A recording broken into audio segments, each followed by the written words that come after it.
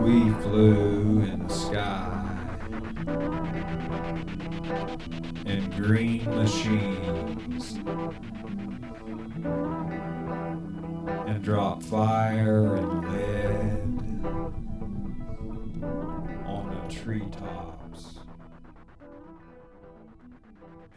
The platoon moved in single file, spread out in 5-meter spacings.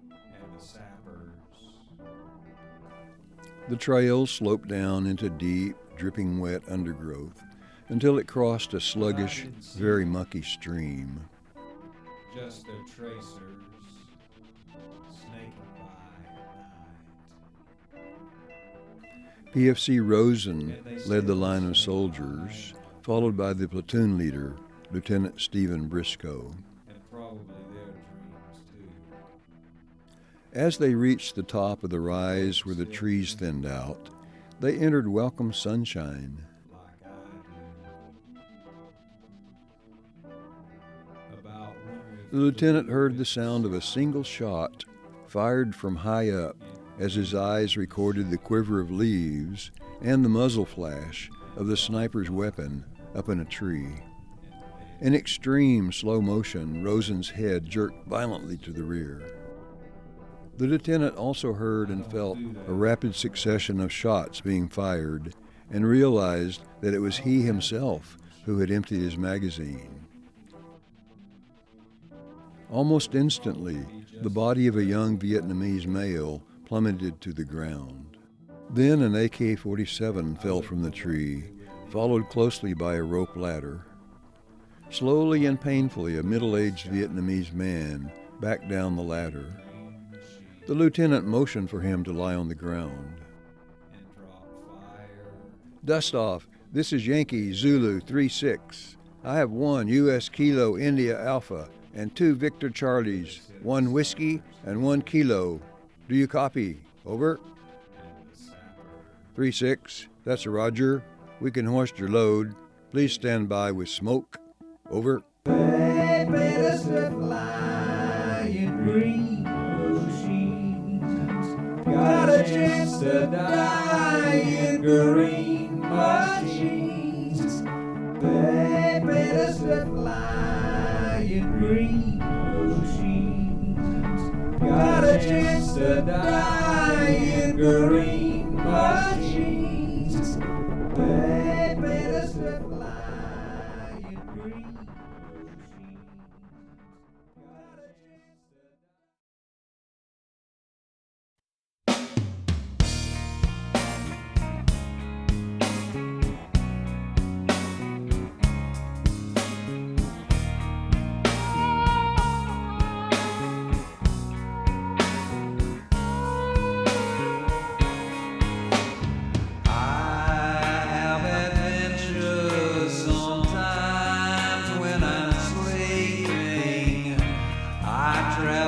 a chance to die.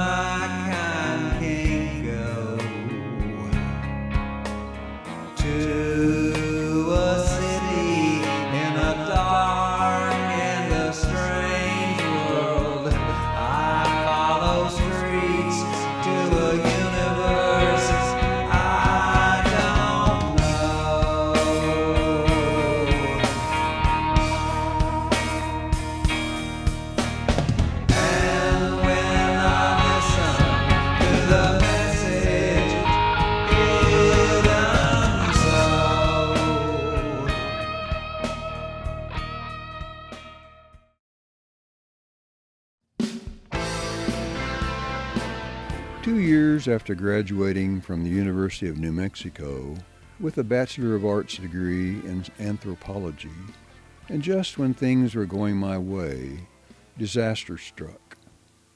For 4.5 years, I've been helpless, suffering a total quadriplegia caused by an injury high in my spinal cord when my motorcycle was rear-ended by an intoxicated off-duty Albuquerque police officer. I, Ramon Gutierrez, lie in my hospital bed in West Mesa, Arizona, dreaming dreams that seemed crazy, but now I believe are real. If I work at it, I can turn my head far enough to look out the 4 by 8 foot window beside my bed. This is always the best time for me, this early evening time when Rico has gone home after finishing another day's chores at the desert villa, caring for what's left of the physical me. It is in this quiet, private time that I sometimes watch the desert and sky, and it's when I often drift off to sleep to do some of my dreaming. The dreams just happened at first. They came in bits and snatches. Slowly over many months, I began to remember more and more after I awoke. Then I started to see meaning and patterns in what I dreamed. Lately, I have realized I don't just have a physical body, but I have another body, an equally real body, a dream body. In my dream body, I can leave my broken physical self behind. I look and feel very much as I did before my injury. When I first began to dream and travel, the dreams frightened me, and I tried to discuss my experiences with Dr. Ramos. He wrote deprivation-induced hallucinosis on my chart. Rico finally clued me in, so I told Dr. Ramos that the dreams had gone away.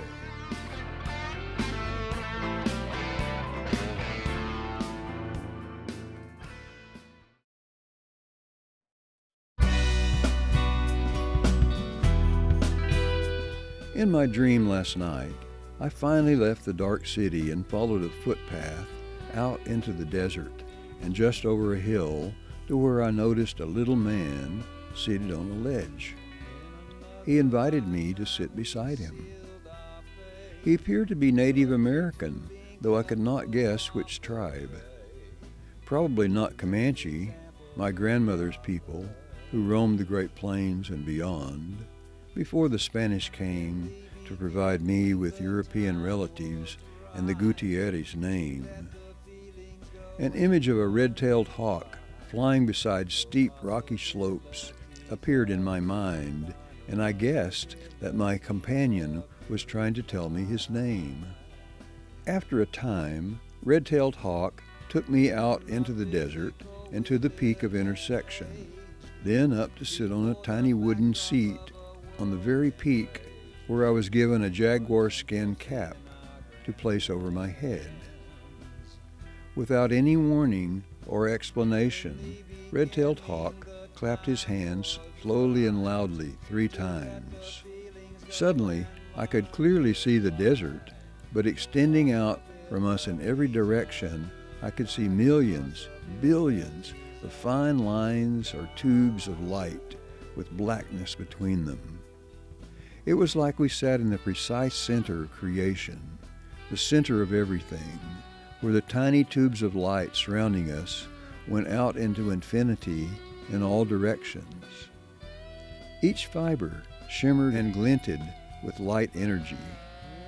As we focused our vision, we were pulled down and we zoomed into one fiber at tremendous speed. Blurred lights flashed by for several seconds. We stopped briefly. We saw a scene, then we went back to the seat where Red-tailed Hawk selected another fiber to enter, then we zoomed off down it. I saw people and places I'd never seen before and could not have imagined. The hugeness, the infinite vastness so overwhelmed me that I felt as though an atomic bomb went off in my head. I lost consciousness and woke up back at the desert villa.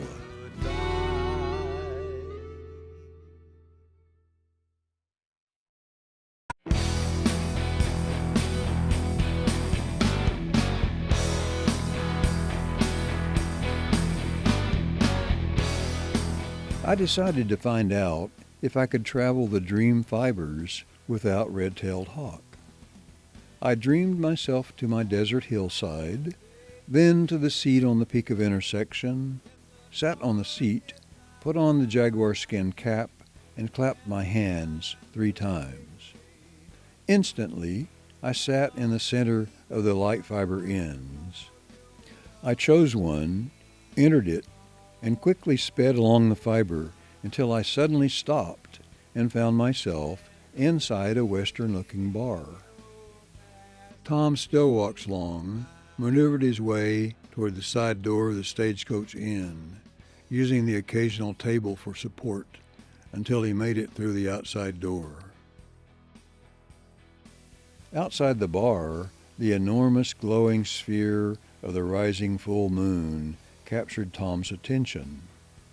It was the same moon, the same color, the same size, coming up on the same kind of warm night, like it had risen over the little hill in Vietnam near Phuket, the night the dust-off helicopter came in to pick up a casualty and sat down on a landmine, blowing away half of first and second squads. Tom sat down on the curbside. "Son of a bitch moon, somebody's got to die. I didn't do nothing. I didn't do nothing."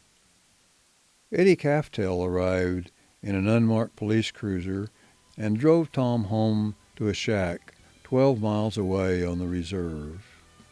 It was the 3rd time in a month that Eddie had taken Tom home to bed.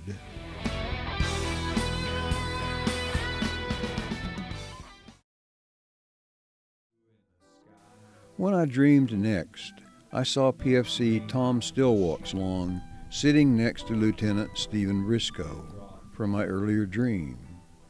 They were sitting around with a group of men waiting for their mission to begin. They had been ordered to sweep and secure the clearing at Alpha Tango 470277, establish listening and ambush points on the trails leading into the clearing, and secure the clearing as a safe landing zone for 0600 hours tomorrow for the purpose of engaging remnants of an alleged North Vietnamese Army battalion located in the area. The lieutenant finished his briefing and asked, as was customary Army procedure, if there were any questions. Tom Stillwalkslong asked if they might pray.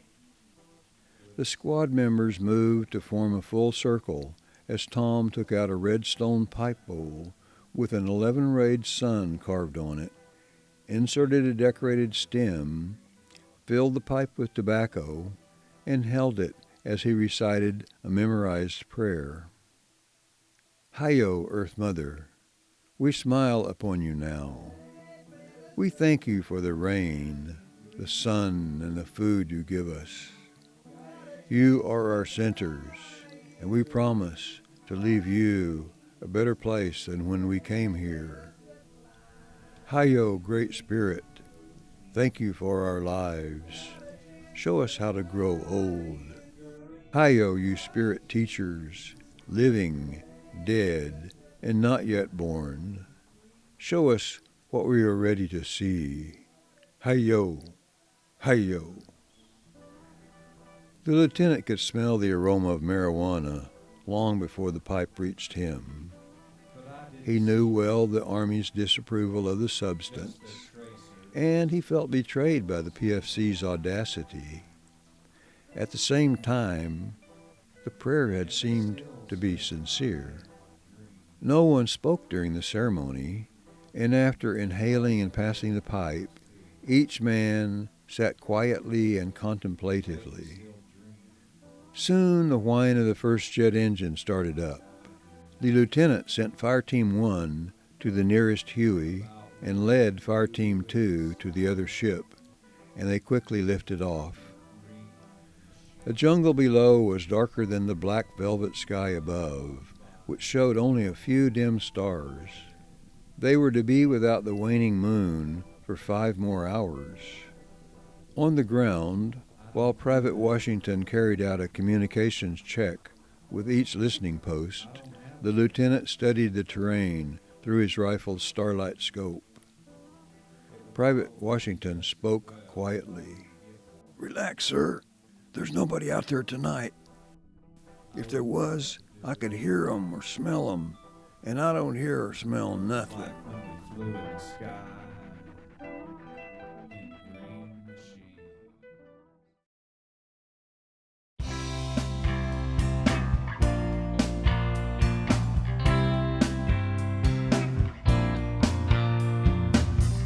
What you call spiritual, others might call dead, or perhaps I wanted to get back to my dream, where I previously saw Tom Stillwalk's lawn.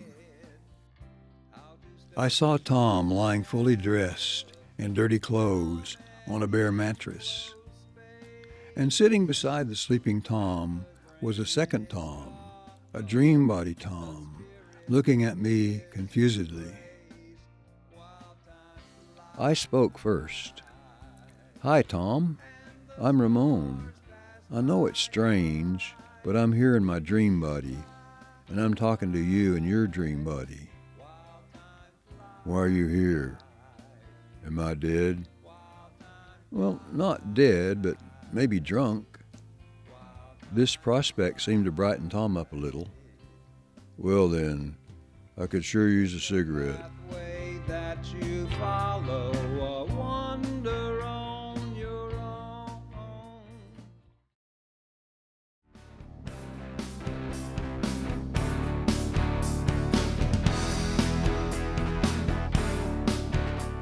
In my latest dream, I went down Lieutenant Stephen Briscoe's fiber and saw him in civilian clothes, looking younger and sitting at a desk in a small apartment. He was writing, "Dear Jennifer, how something could hurt this much is beyond my powers of comprehension. All I know is that starting right now, I will not allow myself to be hurt by you ever again." I saw the letter from Dr. Lloyd describing the wonderful time he had with you at the poetry workshop. You remember, don't you? The workshop where you said you roomed with Lana? What I want to say is, I've had it. No more me and several others on the side, Jennifer. And soon you learn the stages of relationships, and with each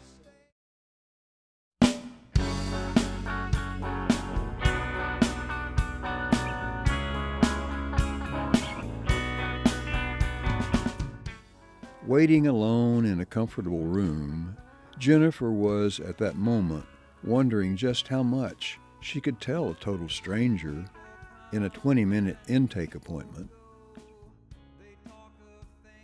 "Jennifer Carruthers? Hi, I'm Dr. Crow. Last May, a guy I really cared for walked out on me because I was unfaithful to him. I thought I had my problem under control until just over a week ago when I woke up to find one of my professors in bed next to me. At least he's not married, thank God, but he is a creep. So that's what I've got to work on."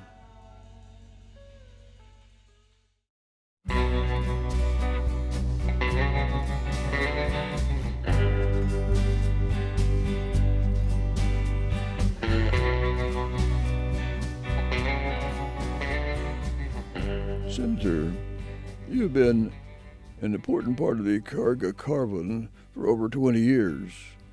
That is a brave thing for a politician. I admire your bravery." "Well, thank you, Count. This is why I want you to consider coming to British Columbia for a special ceremony on the night of the July full moon. I can guarantee that the Coven's Assembly of the Chosen will be most helpful in your bid for the Republican nomination for president. We can quietly provide considerable financial backing, should you require it." where it goes, there's misery.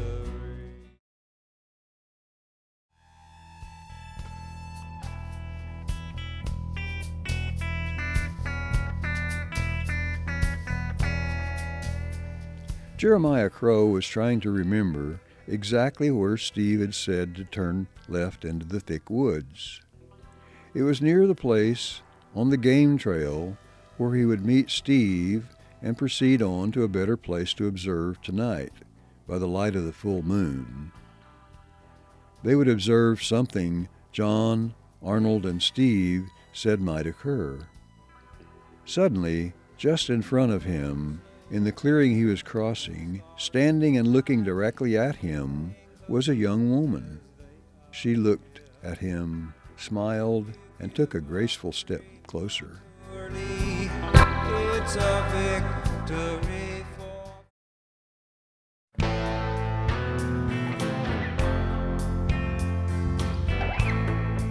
Jeremiah lay in darkness.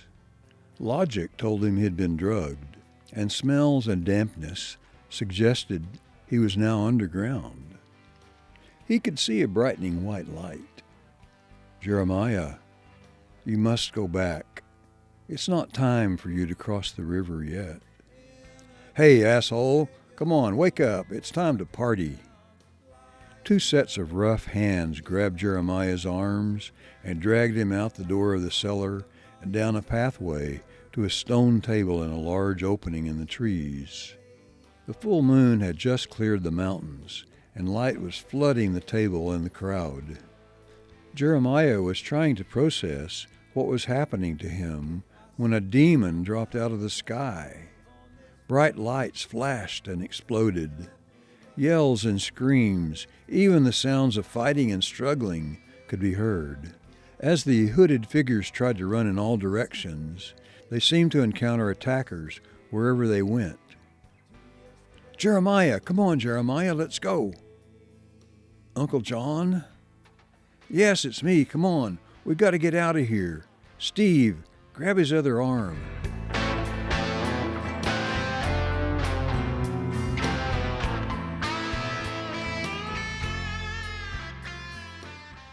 Steve answered the door. Jennifer Carruthers, FBI. Is Jeremiah Crow here? I'd like to ask him a few questions.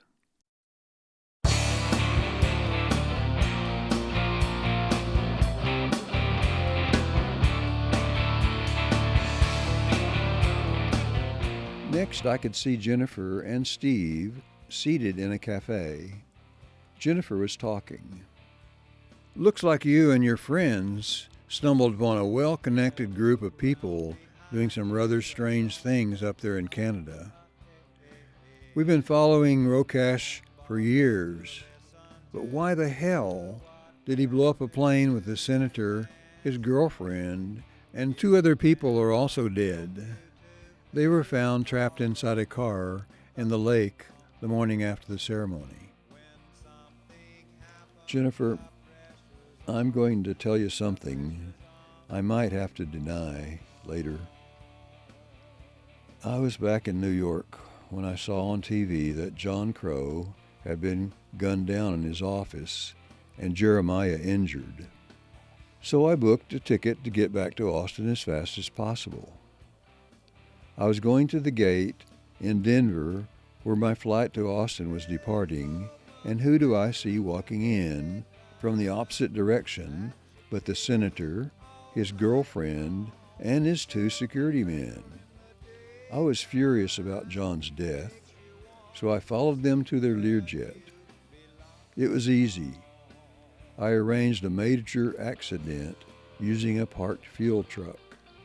A fire, life insurance for Jeremiah.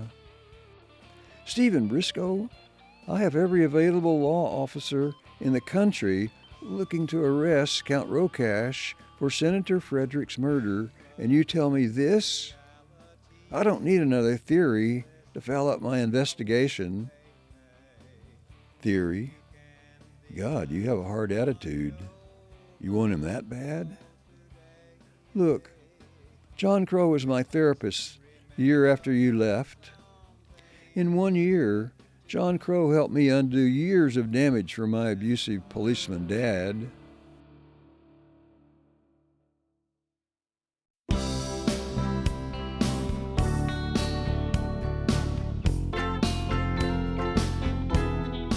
He was sitting on a sofa in what appeared to be a very expensive upscale hotel lobby with two other people. I immediately recognized Count Rokash. You see, my previous associates failed miserably in their efforts to reclaim the photographs. You will do better.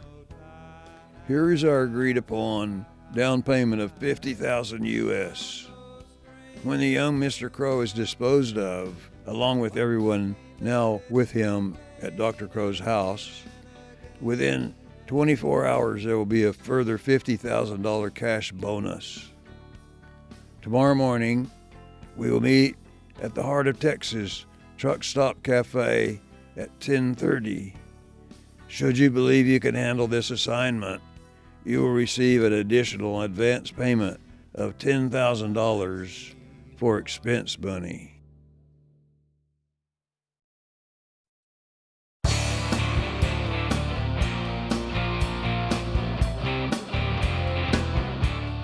I, Ramon Gutierrez, lie in my hospital bed in West Mesa, Arizona, dreaming dreams that seemed crazy, but now, I believe, are real. If Jennifer Carruthers arrests the Count, he can't pay assassins to kill Jeremiah and his friends. But what can I do to get her there? I think I have an idea.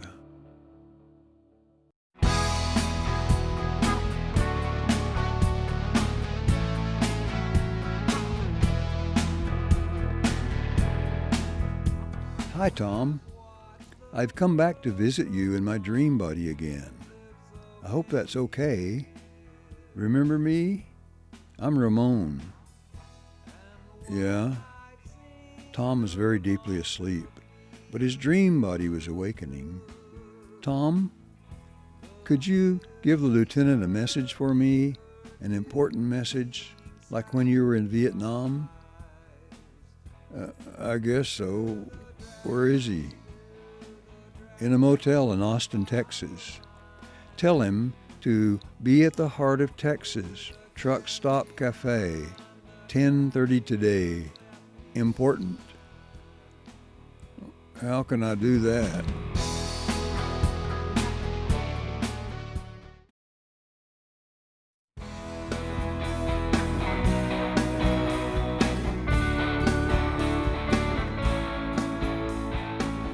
While Tom and the Dream Horse were on their way to Austin, sometimes Tom chanted quietly, singing his bits of songs from a pipe bundle opening ceremony he once had known very well. He felt his spirits rise. As he rode, more songs, chants, and prayers surfaced in his mind. The mental machinery, rusted by years of neglect and abuse, finally beginning to work again, thanks to the oil of this strange adventure. In his dream, Tom was strong, healthy, and unafraid. He felt like one of his ancient ancestors as he rode through the mountains, south to the high plains.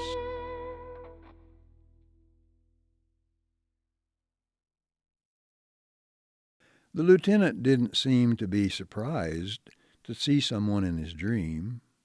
The familiar-looking man spoke first. Heart of Texas, Truck Stop Cafe, 10:30 today, Vietnam. The combination of Tom's voice and the word Vietnam caused the lieutenant to suddenly recognize Tom. I was unable to stay there and observe any further as Maria shook my shoulder and told me it was time for more physical therapy.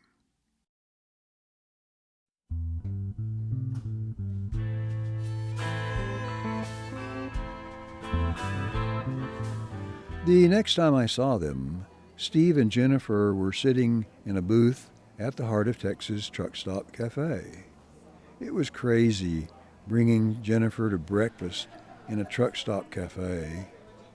But in the dream, that's where Tom Stillwalk's Long had told him to go at 10:30. So, Do you come here often? No, I've never been here before. I could feel that the lieutenant had a very powerful trust in Tom and tremendous respect, even for a dream Tom. The lieutenant had placed his life in Tom's hands many times in Vietnam, when Tom, as point man, led the men safely through jungles made dangerous with booby traps and snipers.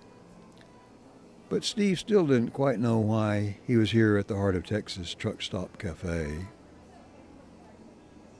The clock indicated that it was 10:29. Steve looked right at a man no taller than 5'4", who was just sliding into a booth across the room. Jennifer, don't look now and don't get excited, but I'm pretty sure that Count whoever he is just joined us for brunch. Oh, I think you're absolutely correct, my wonderful fellow. I'm going to wander off and make a fast telephone call for some backup. Please keep an eye on him until we have him, but do not get involved or act like you even know me afterwards. This is very important. And you might as well eat my jelly donut because I'm going to be busy for a few days.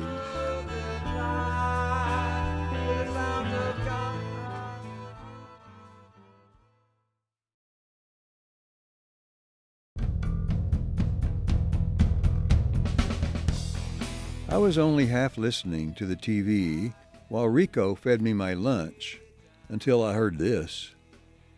The FBI has just announced an arrest in the murder of Senator Carl Frederick, a friend, and his 2 security men, who were all killed when the senator's private jet exploded at the Denver airport. Dmitry Kostolanovic, age 59, a well-known European investor and minor nobleman in Yugoslavia before the Civil War, has been arrested in Austin, Texas on the weekend. He was arrested with 2 others, a man and a woman, and the 3 were said to be part of an international terrorist ring. Rico thought I was choking. I told him some mashed potatoes went down the wrong way.